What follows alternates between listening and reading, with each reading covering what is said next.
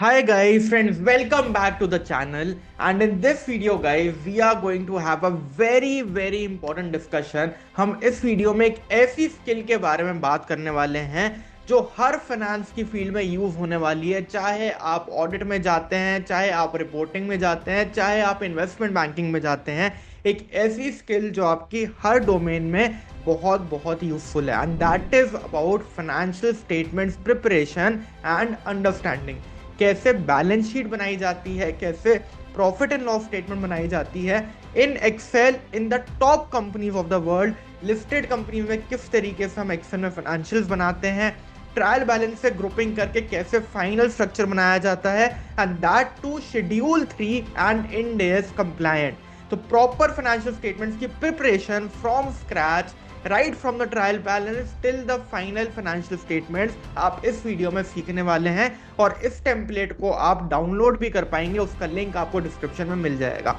Right, तो जरूर से इस वीडियो को शुरू करने से पहले प्लीज लाइक कर दीजिए और अपने फ्रेंड्स के साथ शेयर कर दीजिए, so that everyone gets to know how financial statements are prepared in the top companies of the world. Right, let's start the video. आ जाओ भाई, शुरू करते हैं आज का सेशन। और आपके पास ये एक्सेल फाइल होगी दोस्तों, which is Ind AS financials and with latest schedule 3 changes। यहाँ पे आपको ये पूरे फाइनेंशियल स्टेटमेंट्स एक्सेल में बने हुए दिख रहे होंगे जैसे ही आप ये एक्सेल फाइल खोलेंगे। और एक एक करके मैं आपको ब्रीफ में समझाऊंगा कैसे एक्सेल फाइल बनी हुई है। इसको आप आराम से घर पे स्टडी कर सकते हो। पर्पस ये है कि आपको समझ आ जाए कैसे सारी कंपनीज में ये फाइनेंशियल स्टेटमेंट्स बनाई जाती है। राइट, तो सबसे पहले गाइस आपके सामने है बैलेंस शीट का फेस, जो आप एनुअल रिपोर्ट में बड़ी बड़ी कंपनी में पढ़ते हो। ये मैंने एक लिस्टेड कंपनी की ही फाइनेंशियल स्टेटमेंट बनाई हुई है, आपको यहाँ पे इजीली ये चीज समझ में आ रही होगी।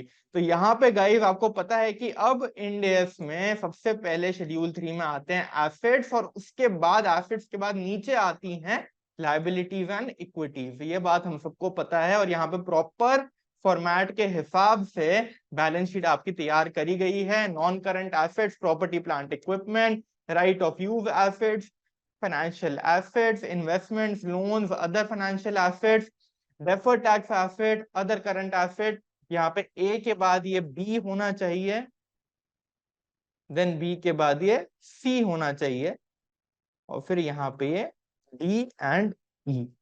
इस तरीके से यहाँ पे ये होनी चाहिए आपकी नंबरिंग। और यहाँ पे आपकी ये फाइनेंशियल स्टेटमेंट्स आपको दी गई हैं। ठीक है, तो सबसे पहले तो यहाँ पे हेड्स दिए हुए हैं। नॉन करंट एसेट्स में क्या क्या आता है, करंट एसेट्स में क्या क्या आता है, inventory, financial assets, investment, trade receivables, cash and cash equivalent. आपको ये सारी चीजें पता है कि भाई फाइनेंशियल स्टेटमेंट्स में क्या क्या चीजें आती हैं।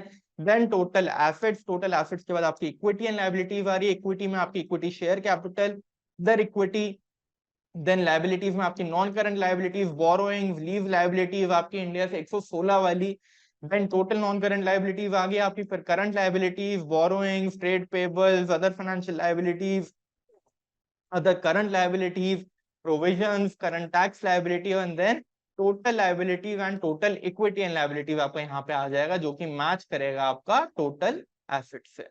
राइट, तो ये सारी चीजें यहाँ पे आपको दी गई हैं और आप इजीली इसको अब इनकॉर्पोरेट कर सकते हो।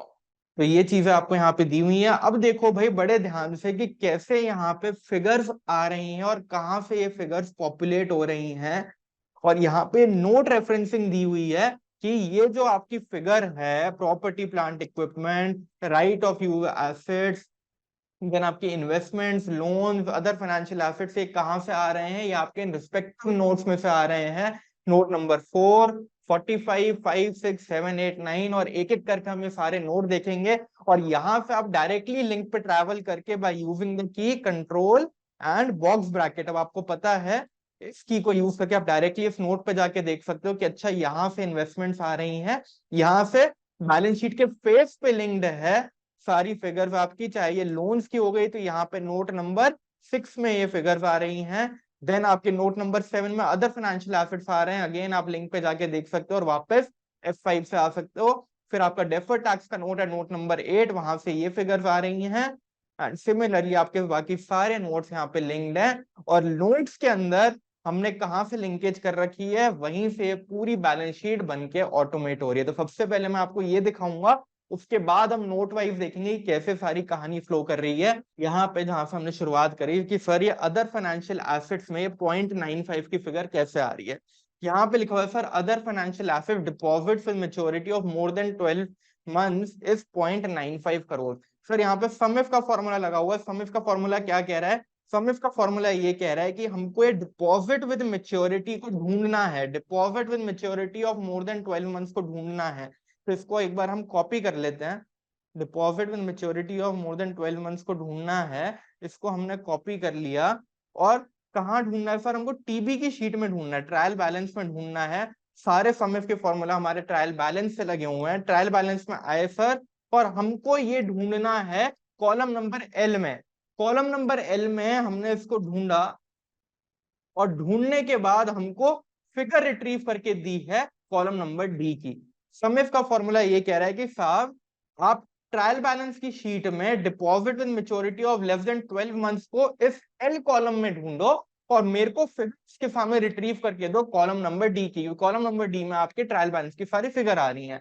बिल्कुल ठीक है सर, लेकिन कॉलम नंबर एल में क्या आ रहा है? कॉलम नंबर एल में आपकी ग्रुपिंग हो रखी है, हर लेजर की ग्रुपिंग हो रखी है यहाँ पे बैलेंस शीट के सब हेड वाइज। यानी कि बैलेंस शीट के नोट्स में आपकी जहां जहां पे फिगर जानी है वो आपकी लेजर की ग्रुपिंग हो रखी है कि भाई अगर ये लेजर आपका डिपॉजिट का है तो इसको बैलेंस शीट में आपको कहां पे ग्रुप करना है। जैसे ही आपने यहाँ पे सब हेड डाल दिया इन द करेक्ट फॉर्म कि भाई deposit with more than 12 months, तो वहां पे आपको इसके सामने जो भी लेजर आ रहा होगा, यहाँ डिपॉजिट आ रहा है एफडी, यहाँ पे लेजर आ रहा है एफडीआर एजिंग रिक्लासिफिकेशन का, ये लेजर आपको वहां पे पॉपुलेट करके दे देगा 94 करोड़ 88 लाख, सॉरी 94 लाख 88,000, यानी कि 0.95 करोड़।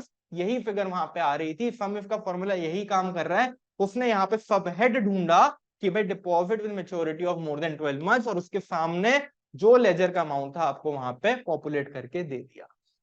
क्या बात समझ आई है? तो हमको सर क्या काम करना होगा? सबसे पहले अगर हमको ट्रायल बैलेंस से फाइनेंशियल स्टेटमेंट्स बनाने हैं एक्सेल में किसी कंपनी के, तो आपको यहाँ पे ट्रायल बैलेंस पूरा रिट्रीव करना है जिसमें आपके सारे लेजर्स और अमाउंट्स आ जाएंगे और उसकी ग्रुपिंग करनी है बड़ी ही correctly. Grouping is the most important task while creating any balance sheet और financial statements of any company. यानी कि आपको लेजर को क्लासिफाई करना है, ग्रुप करना है करेक्ट हेड में बैलेंस शीट के जहां पे वो आना चाहिए। और जैसे ही आप ये करेक्ट हेड में क्लासिफाई कर दोगे हर लेजर को, फिर आपको कुछ नहीं करना, फिर आपका जो हर काम करेगा वो समिफ का फॉर्मूला करेगा, ऑटोमेटेड मैनर में यहाँ पे सारी फिगर्स को उठा के उस ग्रुप में डाल देगा जो आपने यहाँ पे डाला हुआ है।